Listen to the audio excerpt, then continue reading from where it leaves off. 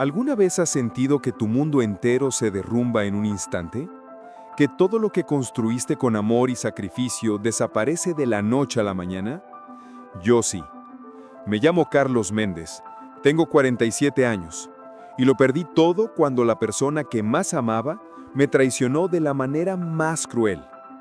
Pero esta no es solo una historia de dolor. Es la historia de cómo volví a encontrarme a mí mismo cuando pensé que ya no había nada por lo cual luchar. Hola queridos oyentes, ¿cómo están? Este martes vamos a escuchar el relato de nuestro oyente Carlos Méndez. Carlos tiene una historia emocionante que, se los prometo, los dejará con la boca abierta. Pero antes de comenzar con esta hermosa historia de superación, déjenme preguntarles, ¿desde dónde están escuchando esta historia? Escríbanlo en los comentarios. Prometo leer y responder todos. Recibí muchos correos sobre nuestra última historia, la de Alba, y me hizo muy feliz ver su participación. Así que sin más preámbulos, vamos a la historia. Queridos amigos que me escuchan hoy, nunca pensé que estaría aquí, compartiendo mi historia con ustedes. Durante años guardé este dolor en silencio, como si al no hablar de ello pudiera hacer que desapareciera. Pero he aprendido que las heridas que no sanamos nos persiguen y que compartir nuestras experiencias puede ser el primer paso para liberarnos. Mi nombre es Carlos Méndez. Nací en un pequeño pueblo de México, pero mi familia emigró a Los Ángeles cuando yo tenía 12 años. Mis padres buscaban ese sueño americano del que tanto se habla, esa oportunidad de darle a sus hijos una vida mejor. Crecí viendo a mi padre trabajar turnos dobles en una fábrica y a mi madre limpiar casas de sol a sol. Nunca nos sobró nada, pero tampoco nos faltó lo esencial. Había comida en la mesa, un techo sobre nuestras cabezas y sobre todo había amor. Desde joven aprendí el valor del trabajo duro. A los 16 años ya trabajaba después de la escuela, ayudando en un taller mecánico del barrio.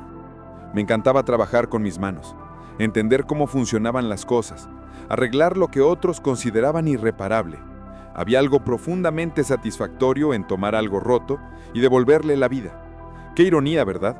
Pasé toda mi vida arreglando cosas, pero nunca imaginé que llegaría el día en que yo mismo quedaría tan roto que no sabría cómo recomponerme. Conocí a Patricia cuando tenía 23 años. Ella trabajaba como recepcionista en una clínica dental cerca del taller. La primera vez que la vi fue un martes por la tarde. Yo había ido a llevarle las llaves de su auto recién reparado, y cuando entré a esa clínica y nuestras miradas se cruzaron, sentí algo que nunca antes había experimentado. No fue ese amor de telenovela que te golpea como un rayo. Fue algo más sutil, más profundo. Fue como si mi alma reconociera a alguien importante, alguien que cambiaría mi vida para siempre. Comenzamos a salir 3 meses después de ese primer encuentro. Patricia era diferente a todas las mujeres que había conocido.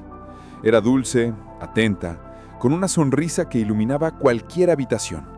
Venía de una familia similar a la mía, inmigrantes trabajadores que habían sacrificado todo por darles oportunidades a sus hijos. Compartíamos valores, sueños, una visión de lo que queríamos construir juntos. Hablábamos durante horas sobre nuestro futuro, sobre la familia que formaríamos, sobre la casa que algún día tendríamos. Nos casamos 2 años después en una ceremonia sencilla pero hermosa en la iglesia del barrio. Recuerdo ese día como si ayer. Patricia con ese vestido blanco que habíamos comprado en una tienda de segunda mano, pero que a mí me parecía el más hermoso del mundo. Mi madre llorando de felicidad, mi padre dándome un abrazo fuerte y susurrándome al oído. Cuídala siempre, hijo. El amor es lo más valioso que tenemos. Le prometí que lo haría. Le prometí que la protegería, que la amaría, que construiríamos una vida juntos. Y cumplí esa promesa. Hasta el último día. Los primeros años fueron maravillosos. Rentábamos un pequeño apartamento en el este de Los Ángeles. No era mucho, pero era nuestro. Yo seguía trabajando en el taller y con el tiempo logré convertirme en el mecánico principal. Patricia dejó su trabajo en la clínica cuando quedó embarazada de nuestra primera hija, Sofía. El día que nació esa pequeña criatura, el 15 de marzo del 2003, fue el día más feliz de mi vida. Sostuve a esa pequeña criatura en mis brazos y sentí que todo en mi vida había cobrado sentido. 3 años después llegó Daniel, nuestro hijo. Trabajé incansablemente durante años para darle a mi familia todo lo que necesitaban. Ahorré cada centavo que pude. Sacrifiqué salidas, vacaciones, cualquier lujo personal. Mi meta era clara: comprar una casa propia. Quería que mis hijos crecieran en un hogar que fuera realmente nuestro, que nadie pudiera quitarnos. En el 2008, justo antes de la crisis económica, finalmente lo logramos. Conseguimos una casa modesta en un vecindario tranquilo de Montebello. 3 habitaciones, un pequeño jardín, un garaje donde instalé mi propio taller. Era perfecta. Patricia se dedicaba a los niños y al hogar con una devoción que yo admiraba profundamente. Era la madre perfecta, paciente, amorosa, siempre presente en cada momento importante de la vida de Sofía y Daniel. Las mañanas de nuestra casa tenían una rutina que me llenaba de paz. Yo me levantaba temprano, preparaba café y muchas veces encontraba a Patricia ya despierta, preparando el almuerzo de los niños. Desayunábamos juntos antes de que yo me fuera al trabajo, compartiendo planes para el día, hablábamos sobre las cosas pequeñas que hacen la vida significativa. Los fines de semana eran sagrados para nosotros. Yo cerraba el taller los domingos y ese día era exclusivamente para la familia. Íbamos al parque, hacíamos carne asada en el jardín, veíamos películas todos juntos en la sala. A veces no hacíamos nada especial, simplemente estar juntos era suficiente. Esos momentos simples, esos momentos ordinarios, que en ese entonces parecían tan normales, ahora los atesoro como los recuerdos más preciosos de mi vida. Pensaba que teníamos todo, pensaba que éramos felices. Patricia nunca se quejó, nunca dio señales de estar insatisfecha. Seguía siendo cariñosa conmigo, participaba en las actividades familiares, sonreía.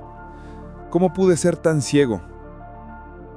Ahora me pregunto cuántas de esas sonrisas eran falsas, cuántas veces me besó mientras pensaba en otro hombre, cuántas mentiras salieron de sus labios mientras yo confiaba en cada una de sus palabras. El primer indicio de que algo andaba mal fue hace 3 años cuando Patricia empezó a trabajar. Los niños ya eran mayores. Sofía tenía 16 y Daniel 13. Patricia me dijo que se sentía inquieta en casa, que necesitaba algo propio, un propósito más allá de las labores domésticas. Lo entendí perfectamente. Nunca fui de esos hombres que creen que la mujer debe quedarse en casa. Siempre apoyé su independencia, sus decisiones. Si quería trabajar, me parecía maravilloso. Consiguió empleo en una empresa de bienes raíces como asistente administrativa. Al principio todo parecía normal. Llegaba a casa emocionada, contándome sobre sus días en la oficina, sobre los clientes, sobre lo que estaba aprendiendo. Me alegraba verla tan entusiasmada, pero gradualmente empecé a notar cambios sutiles. Comenzó a llegar más tarde a casa, siempre con excusas razonables. Reuniones que se extendieron, papeleo extra, capacitaciones. Pasaba más tiempo en su teléfono celular, pero lo guardaba rápidamente cada vez que yo entraba a la habitación. Empezó a arreglarse más, a comprar ropa nueva, a preocuparse por su apariencia de una manera que no había visto en años. Al principio lo tomé como algo positivo. Pensé que el trabajo le había devuelto la confianza en sí misma, que se sentía valorada y eso se reflejaba en cómo se presentaba al mundo. Qué ingenua fui. Qué ciego estuve ante lo que era tan obvio. Las noches cambiaron también. Patricia, que siempre había sido cariñosa en nuestra intimidad, comenzó a distanciarse. Siempre estaba cansada, siempre tenía una excusa. La distancia entre nosotros crecía, pero yo me convencía de que era normal. Llevábamos casi 20 años juntos. Pensaba que era natural que la pasión inicial se hubiera transformado en algo más tranquilo, más maduro. Me decía a mí mismo que esto era lo que sucedía en todos los matrimonios largos. Intenté hablar con ella varias veces. Le preguntaba si todo estaba bien, si había algo que la preocupara, si podía hacer algo para ayudarla. Siempre respondía lo mismo. Estoy bien, Carlos, solo un poco estresada con el trabajo. Y yo le creía. Siempre le creí. Esa fue mi mayor debilidad. Confié en ella completamente, sin reservas, sin sospechas. Nunca revisé su teléfono, nunca la seguí, nunca dudé de sus palabras. Porque cuando amas a alguien de verdad, confías. Y esa confianza fue el arma que ella usó para destruirme. El día que descubrí la verdad fue el 14 de febrero del año pasado. San Valentín. Qué cruel ironía, ¿verdad? Yo había cerrado el taller temprano, había comprado flores, chocolates, había hecho reservación en su restaurante favorito. Quería sorprenderla, demostrarle que a pesar de los años, ella seguía siendo lo más importante para mí. Llegué a casa alrededor de las 5 de la tarde. esperando encontrarla preparándose para nuestra cena. La casa estaba vacía. Llamé su nombre, pero no hubo respuesta. Su auto estaba en el garaje, así que asumí que había salido a caminar o estaba en casa de alguna vecina. Decidí ducharme y cambiarme, mientras esperaba. Fue entonces cuando lo vi. En nuestra cama, sobre la almohada, había un sobre con mi nombre escrito en su letra. Mi corazón comenzó a latir más rápido. Algo en la manera en que ese sobre estaba ahí, tan deliberadamente colocado, me llenó de un terror inexplicable. Abrí el sobre con manos temblorosas. Dentro había una carta. No voy a leerles cada palabra porque aún hoy, más de un año después, esas palabras me queman por dentro. Pero el mensaje era claro. Patricia se había enamorado de otro hombre. Su jefe, un hombre llamado Ricardo Sánchez, divorciado, 10 años mayor que yo, con dinero y una vida que yo nunca podría ofrecerle. Habían estado viéndose durante casi 2 años. 2 años de mentiras, de engaños, de traición, mientras yo trabajaba para mantener nuestra familia, mientras confiaba en cada palabra que salía de su boca. En la carta me decía que se había ido con él, que no volvería, que ya había tomado la decisión y no había vuelta atrás. Me decía que me había amado, pero que ese amor se había apagado, que necesitaba más de lo que yo podía darle. Me pedía perdón, pero sus palabras sonaban huecas, vacías. No había verdadero remordimiento en esas líneas, solo justificaciones, solo excusas para hacer que su traición pareciera menos cruel. Pero eso no fue lo peor. No. Lo peor vino cuando intenté llamarla, cuando bajé corriendo a revisar nuestros documentos, cuando descubrí que había vaciado nuestra cuenta de ahorros compartida. Más de $30,000 que habíamos ahorrado durante años, dinero que era para el futuro de nuestros hijos, para sus estudios universitarios. Se lo había llevado todo. Y descubrí algo aún más devastador. Había falsificado mi firma en documentos del banco, había solicitado un préstamo a mi nombre por $20,000 más y ese dinero también había desaparecido. Me quedé sentado en el piso de nuestra habitación con esa carta en las manos, sin poder procesar lo que estaba sucediendo.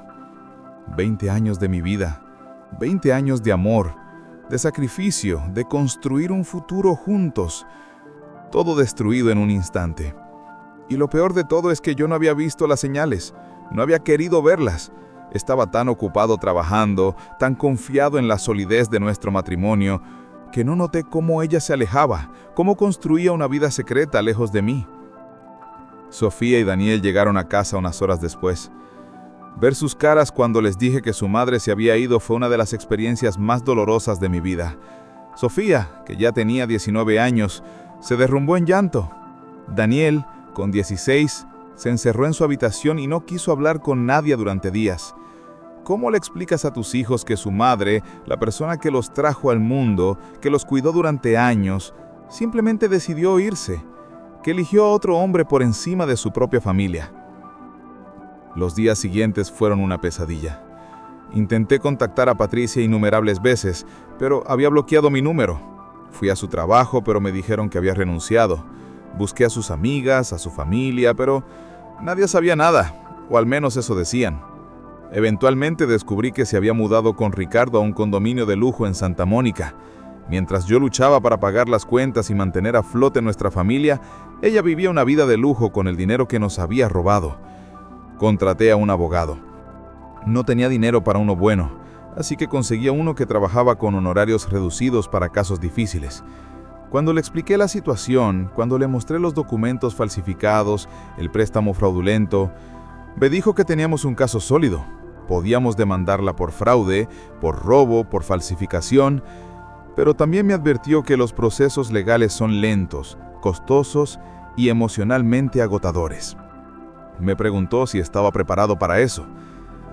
Le dije que sí, porque no se trataba solo del dinero, se trataba de justicia, de dignidad, de demostrarles a mis hijos que no podemos permitir que nos pisoteen, que debemos defendernos cuando alguien nos hace daño. Pero también les digo con total honestidad, ese proceso legal casi me destruye completamente. Cada audiencia, cada documento, cada vez que veía a Patricia en la corte con su abogado caro y sus trajes elegantes, mientras yo llegaba directamente del taller con mis manos aún manchadas de grasa, era humillante. Era doloroso, era como revivir la traición una y otra vez. El taller empezó a sufrir. Yo no podía concentrarme en el trabajo, cometía errores, llegaba tarde, perdía clientes. Mis empleados que habían estado conmigo durante años notaron el cambio. Uno de ellos, Miguel, un hombre mayor que había sido como un segundo padre para mí, me llamó a su oficina un día y me habló con esa franqueza brutal que solo los verdaderos amigos pueden tener. Me dijo: Carlos, te estás destruyendo. Entiendo tu dolor, pero si sigues así vas a perder todo lo que has construido. Y ella va a ganar. ¿Eso es lo que quieres? Tenía razón. Estaba permitiendo que la traición de Patricia me consumiera, que definiera mi vida, que robara no solo mi pasado, sino también mi futuro. Pero era tan difícil. Cada mañana me despertaba con ese peso en el pecho, esa sensación de vacío, esa pregunta constante. ¿Qué hice mal? ¿En qué momento dejé de ser suficiente para ella? ¿Cómo pude ser tan ciego? Las noches eran peores. Me quedaba despierto, mirando el techo, pensando en todos esos momentos que compartimos. ¿Cuándo comenzó a engañarme? ¿Fue ese día que llegó tarde diciendo que había tráfico? ¿O aquella vez que dijo que iba a cenar con amigas del trabajo? ¿Cuántas de nuestras conversaciones fueron mentiras? ¿Cuántas veces me besó después de haber estado con él? Esos pensamientos me carcomían por dentro como un veneno lento. Mis hijos también estaban sufriendo. Sofía, que había sido una estudiante excelente, empezó a bajar sus calificaciones en la universidad. Daniel se volvió rebelde, comenzó a juntarse con malas compañías. Los dos estaban enojados, no solo con su madre, sino con el mundo entero. Y yo no sabía cómo ayudarlos cuando yo mismo estaba destrozado. Éramos 3 almas rotas, tratando de mantenernos a flote en medio de una tormenta que no habíamos visto venir. Patricia intentó contactar a los niños. Después de algunos meses, les mandaba mensajes, les pedía que se reunieran con ella, que le dieran una oportunidad de explicarse. Sofía se negó rotundamente. Su dolor se había transformado en ira, y esa ira era lo único que la mantenía funcionando. Daniel, por otro lado, era diferente. A pesar de todo, extrañaba a su madre. Es difícil explicarle a un hijo adolescente que la persona que siempre estuvo ahí para él, que lo cuidó cuando estaba enfermo, que lo consoló cuando tenía pesadillas, es la misma persona capaz de destruir a su familia sin mirar atrás. Un día Daniel me pidió permiso para ver a Patricia. Me destrozó el corazón, pero ¿qué podía decirle? Era su madre. No importaba lo que ella me hubiera hecho a mí, era su madre. Le dije que sí, pero le pedí que tuviera cuidado, que protegiera su corazón. Recuerdo que me abrazó y me dijo: papá, nunca voy a dejarte. Pase lo que pase, yo estoy contigo. Esas palabras me dieron la fuerza para seguir adelante cuando ya no me quedaba nada más. El proceso legal duró casi un año. Fue largo, doloroso, costoso, pero finalmente ganamos. El juez dictaminó que Patricia debía devolverme el dinero que había robado, que el préstamo fraudulento sería su responsabilidad, no mía. Fue una victoria legal, pero una victoria hueca, porque el dinero, aunque importante, no era realmente lo que había perdido. Había perdido 20 años de mi vida con alguien que resultó ser una mentira. Había perdido la confianza, la fe en el amor, la capacidad de creer que las personas dicen la verdad cuando prometen amarte para siempre. Patricia nunca se disculpó de verdad. Nunca asumió responsabilidad completa por lo que hizo. En la corte, su abogado trató de pintarme como un esposo ausente, como alguien que la había descuidado emocionalmente. Era absurdo. Yo trabajaba duro, sí, pero siempre estuve presente. Siempre prioricé a mi familia. Siempre la amé. Pero al final del día nada de eso importó. Ella había tomado su decisión y yo tuve que vivir con las consecuencias. Hubo momentos, muchos momentos, en los que consideré rendirme. Momentos en los que pensé que sería más fácil simplemente cerrar el taller, vender la casa, empezar de nuevo en otro lugar donde nadie conociera mi historia. Pero entonces miraba a mis hijos y sabía que no podía rendirme.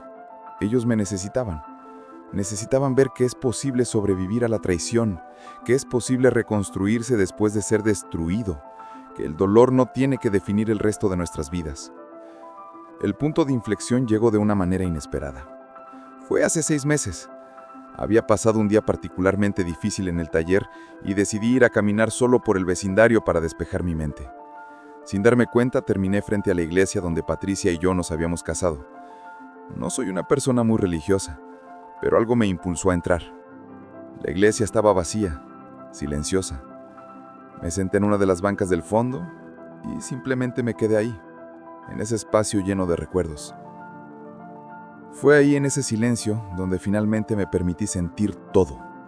No la ira, no la amargura, sino el dolor puro y crudo de haber sido traicionado por la persona que más amaba. Lloré. Lloré como no había llorado desde que era niño. Lloré por el hombre que fui, por el matrimonio que perdí, por los sueños que nunca se cumplirían. Lloré por mis hijos, por el dolor que ellos tenían que cargar. Y cuando ya no me quedaron más lágrimas, cuando mi cuerpo estaba exhausto de tanto dolor, sentí algo cambiar dentro de mí. Me di cuenta de que había estado aferrándome al dolor como si fuera todo lo que me quedaba de ese matrimonio. Como si al soltarlo, estuviera traicionando los 20 años que Patricia y yo habíamos compartido. Pero la verdad es que al aferrarme al dolor, solo me estaba lastimando más. No estaba honrando nuestro pasado, estaba destruyendo mi futuro. Y en ese momento tomé una decisión. Iba a perdonar, no por ella, sino por mí, porque merecía vivir sin ese peso en mi corazón. Perdonar no significó olvidar, no significó que lo que Patricia hizo estuviera bien, o que yo fuera a permitir que volviera a entrar en mi vida. Significó que yo elegía librarme del veneno del resentimiento, que yo elegía no permitir que su traición definiera el resto de mi historia. Era mi vida, mi futuro, y yo tenía el poder de decidir qué hacer con él. Comencé a hacer cambios. Busqué terapia, algo que nunca había considerado antes porque siempre pensé que podía manejar mis problemas solo. Pero aprendí que pedir ayuda no es debilidad, es valentía. Mi terapeuta me ayudó a entender patrones en mi vida, a procesar el trauma, a reconstruir mi sentido de autoestima. Me enseñó que el valor de una persona no depende de si alguien más la elige amar, sino de cómo esa persona se ama a sí misma. Empecé a invertir más tiempo en mis hijos. Sofía y yo tuvimos conversaciones largas y profundas sobre amor, traición, perdón. Ella estaba estudiando psicología en la universidad y esas conversaciones también la ayudaban a procesar su propio dolor. Me dijo algo que nunca voy a olvidar. Papá, lo que mamá hizo fue su decisión, su debilidad. Pero cómo nosotros respondemos, eso es lo que define quiénes realmente somos. Daniel y yo comenzamos a ir al gimnasio juntos. Él necesitaba un escape para su energía. Y yo necesitaba reconstruir no solo mi mente, sino también mi cuerpo. Nos hicimos más cercanos durante esos meses. Hablábamos mientras entrenábamos, compartíamos música, reíamos de cosas tontas. Poco a poco vi cómo ese adolescente enojado se transformaba en un joven fuerte y resiliente. Estaba orgulloso de él, de ambos. Habíamos sobrevivido a la tormenta más dura de nuestras vidas y estábamos saliendo más fuertes del otro lado.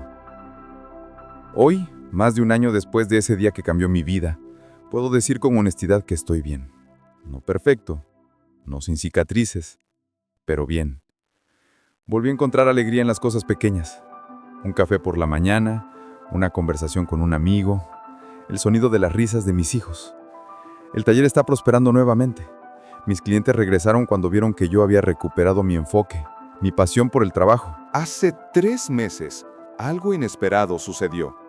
Patricia intentó contactarme. Su relación con Ricardo había terminado.